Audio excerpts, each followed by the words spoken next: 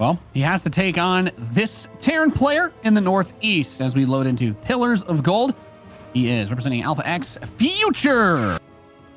Bottom left-hand side, let's see what he's got for us. It's JhoneSnow. Yeah, I'm with you. You got to kind of, hit quick and quick and hard. Otherwise, you're probably gonna have to play like really, really slow. Yeah, that's the biggest thing about this one. For as much as I've tried to analyze this map over like the couple seasons that we've had it, I always get like the bias comments. I'm like, no, if you watch these games, it's very hard if you take this long against Zerg, because there's just a lot of different angles that you can hit on some of those expansions. So that's why I like what you're talking about.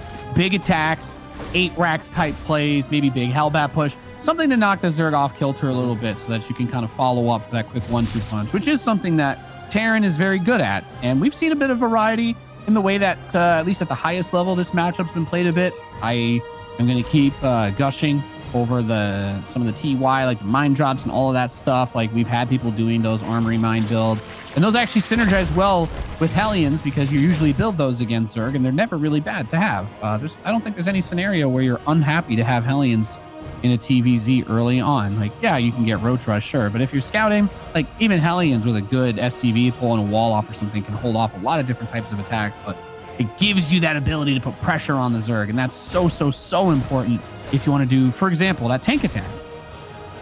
Yep, pressure. Keep back the creep spread as much as possible.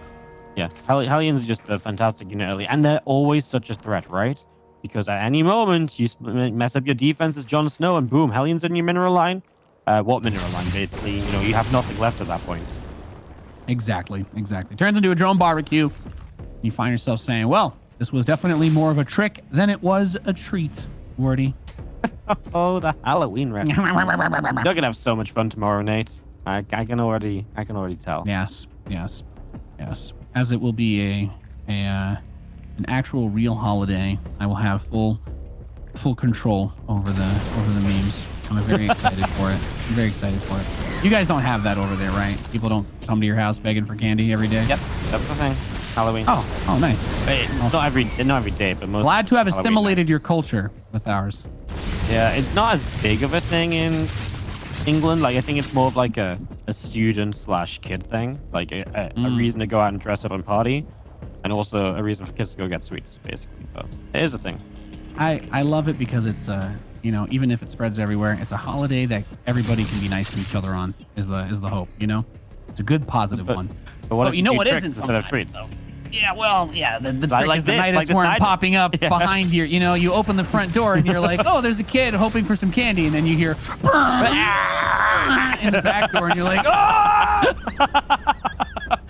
That's how they get you. Full of Zerglings and you're dead. They send the cute little drone to the front of his little pumpkin basket, like, oh, can I have some minerals? And then the Nidus pops up and all the roaches run in. See, we can make anything related. We can make anything relevant to Starcraft. The sky is the limit. This Nidus ain't going up. And we shut it down. So, well, where do we go from here? There's a lot of lings. There's no mine in no the name. Baneling nests, no Evo chambers, no Spire. It's just a lot of Marines and a Warlock. Yeah, this ain't gonna end well, unfortunately, for JhoneSnow. I like that he tried something different, because I actually think, like I said, going in, I give Future the edge. I predict him to go 2-0, right? So if I predict that, and I'm kind of on point, then I kind of expect JhoneSnow to need to be aggressive, to not play the longer game. This is horrible. He's on 30 drones. The Liberator's denied so much mining on top of the drones he's killed. All he has to show, position. Using the worm to block the third landing. That's cute. I don't think, the Lings, oh my God, it's like watching campaign. Okay, well, the Queens will come out and transfuse, but half the Lings already died, so there's nothing to support. Okay, GG. Let's go to game 2. You know what? Bit of macro on the top left. This guy definitely wanted a macro. It's our blue Terran Future. And his opponent in the bottom right. Bringing those tricks. He is Sidestorm Gaming's JhoneSnow. You have, at least of those 5 games, probably 2 or 3 of them you got Nidus. Because there was that period of time where it was like literally every other game. People were going crazy with the Nidus worms. People were going wild And as much get figured out, it also got patched, which took a lot of the strength out of it because the units would come out a lot faster. The Nidus Worms were unkillable while they were morphing, or even when they had 6 armor, they were still unkillable, right? So it's a build that got figured out. It's a build that's weaker than it used to be. So I don't mind throwing it in as a curveball, but maybe for a best of 5, not a best of 3, because now the the guillotine is hanging above your head off the back of a pretty aggressive build that's generally not the most recommended one to do anymore. No, you're exactly right. I would have preferred like the first game to be normal, and then maybe if it doesn't work, you're like, right, time to go. Oh, if JhoneSnow had won game 1 and then tried to Nidus to finish the series off in game 2, I would say that, I would be like, oh, this makes tremendous sense, right? Like, of course. But hey, solid control so far at the start here. Reaper has beaten up a couple of drones, but no kills for the Reaper at all. And already nice stable start for the Psystorm Zerg player, as his 3rd hatchery is also underway. So the Reaper did not deny the 3rd. The Reaper did not kill any Lings. The Reaper did not kill any drones. So at the end of the day, the start of this game got to be feeling pretty nice for JhoneSnow. And that makes me feel a little bit more confident in him, because I feel like if you got tilted off that game 1, you probably lose a drone or some Lings to this Reaper. I love, by the way, that JhoneSnow's just like, you know what? I'm not going to wear my team hoodie, but I will place it on the bed behind me, just to rep the team. It's hot here, man. But doesn't it look like he's wearing a jacket? There's like I know. He's like, right? So I gotta look freaking good for stream. I'm not wearing any of this gamer wear, but I do appreciate the support of Psystorm Gaming, so you guys can be on my bed. When you gotta play EPT at 6, but your date got your hot date at 7. Yeah. He's like, I just did my hair. I can't change out of a hoodie after this. So you crazy? The amount of static if I pull that cotton over my hair? Do you see this luscious mane? No, I completely understand. I completely agree with him.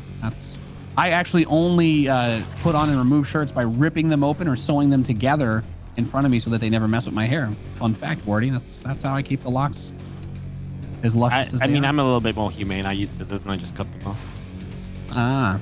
I do that to my sleeves, but you do we can't waste all the fabric.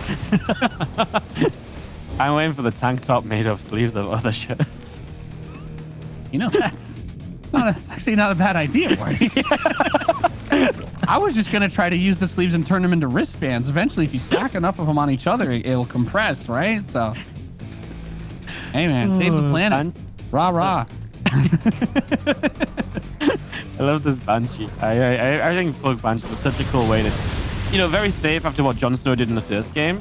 But also, I think if you're like comfortable that you may be a bit of a stronger player, Banshees are so good to get damage done, because even if someone defends or sets up defensively against Banshees, they can still lose a handful of drones, map control. It can be such a powerful play. So I love it. You're up 1-0. You don't want to die to anything silly. This is the perfect way to do that while also potentially putting yourself in a really good position. Yeah, I really like Banshees defensively. I don't see Terrans get as much damage done as they used to, but I do agree with you that the opportunity is very huge, even if there is a defense against it. Like, opening with Banshees to be safe, 200 IQ. Then send them to attack once you feel like you could hold it, something like a roach push. Sending Banshees out immediately at the start of the game, I feel like can be a little bit risky, but the way that Future has done it in this game, he waited, he was patient, his Hellions saw everything. There's no roaches. The lair is very fast. The Spire is on the way. And at the very least, going into the main, seeing the lair, where it is, you won't find the Spire here, but look, as you said, he's going to grab a couple of drones and be able to scout. Yep. And he's denying mining off that gas, which if he's going to go Mutalisk, that's actually a pretty big deal, not mining gas on one side of your main base. Touche. Yeah, and he's not properly put the gases on the natural either, and now he sees the Spire, so yeah, these Banshees are absolute heroes at the moment, seeing absolutely everything, getting some kills, and they'll get a little bit more in this third base as well, because there's only one queen over here, Nate, so they can always pick away at the edges, get a couple more drones, and they're out of there alive. Yeah, Baneling speed is going to start up, so getting all of the typical things, all the Zergy things that you need. But hey, getting that many drone kills, being able to have this setup where he's going to take the third, if he doesn't get pressured on that at all, that's gonna really, really be bad for JhoneSnow, because these Banshees whacking away at the fourth. Queens reposition pretty slowly when they're trying to get off creep to deal with this. And the Banshees could always fly away in this situation, but at the very least, the hatchery will be weak for the follow-up attack. And I think he might cancel here. Really good control. Yeah, now there's an army coming through the center. Nate, just look at the supplies. I know. Oh, you want to take the other fourth? Yeah. You want to take the other fourth, the 25 army supply? You're about to make mutas against the marine tank army showing up. Banelings, they don't exist right now. You've got 10 lings on the map to morph in. Better get Oh my god, you're right. Yeah, he can't even make them. He's only got... Yeah, he can only make 8 Banes. Yeah. So the Banshees, by the way, went back to the fourth. There's no... the top side base is denied again. The bottom base is also denied. So you got 3 base Terran versus 3 base Zerg. I've seen this movie before. It ends with bullets in the skulls of aliens, and it doesn't end well for the aliens, by the way, in case you're wondering. They need the brains too. So now he's got 2 tanks backing up a double medevac drop inside the main base. Those evolution chambers are also extremely exposed. Man, this is actually, I want to say this is more brutal than the first game, because at least the first game is just an all-in that build. This game, like, Future just harassed him and killed him with harass. Like, JhoneSnow can't fight right now. Started the fourth again, just got killed. Yeah. Yep. I mean, I think he straight up killed that hatchery while it was building. Well, I mean, Future right now looking great. No upgrades, so you're now 1-1 against 0-0 forever. Yeah, this was just like Future going to way too good a position. JhoneSnow did not keep his macro up. He didn't control right. Oh my god, the Banes are just running into tank fire and not even committing through. Oh, make it stop, mate. Make it stop. This was a really well played deck. Just look at the resources lost tab. That tells the story of this game. Future's lost less than 1,000 resources to 3.5k. Yeah, it's just the Hellions, right? It's the Hellions, really. He lost a Reaper as well. He lost 3 Hellions and a Reaper. 8 Hellions, 1 Reaper, 800 resources. Boom, boom. Yeah. Well, that's pretty much going to be it. I mean, even if this army gets cleaned up, how many Mutalisks are going down in this fight? Well, a lot of them. More Marines actually is going to straight up drop into the main base. There was a few Banelings rolling in there, so that he doesn't really care about being cost effective anymore. There's 4 mutas. Are they being transfused? Yes. Are they still going to die? Also yes. Yeah, I mean, Future could have made this a little bit cleaner. He lost 10 SCVs across the map as well, so in fairness, some damage was done by JhoneSnow. I like that he's trying to give himself some hope, because he needs to do stuff like that if he's ever going to win a game from this position. Unfortunately, this time around, he's just a little bit too far behind no matter what. These mutas out of transfusions now, but extra Marine showing up is pretty much going to put an end to this anyway. Yeah.